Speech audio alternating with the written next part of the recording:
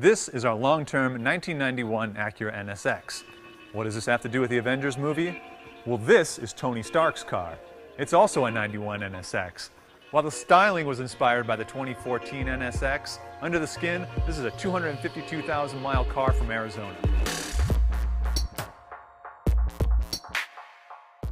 This car was styled specifically for the movie by Dave Merrick, Honda North America's chief designer. So we started working on the Avenger NSX approximately a year ago. Yeah, to adapt the old car to the new car styling, the biggest issue was width. So we wanted to keep the door skin as much as possible.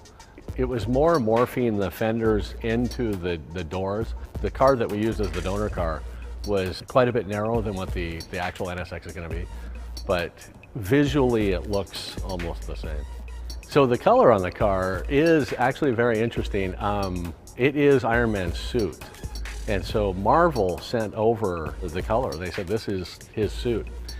And don't tell Marvel this, but when we got it and looked at the chip, it was super dark. I was like, whoa, are you sure?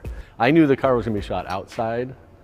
So we tuned it so that it had a little bit more depth to it and a little more brightness. GFX built this car and they spent a ton of time on the outside. But the cabin they left pretty much stock. In fact, with the exception of this painted console and these seats, this is a 1991 Acura NSX. It's even got the stock Acura cassette player. I don't think that'd be Tony Stark's style.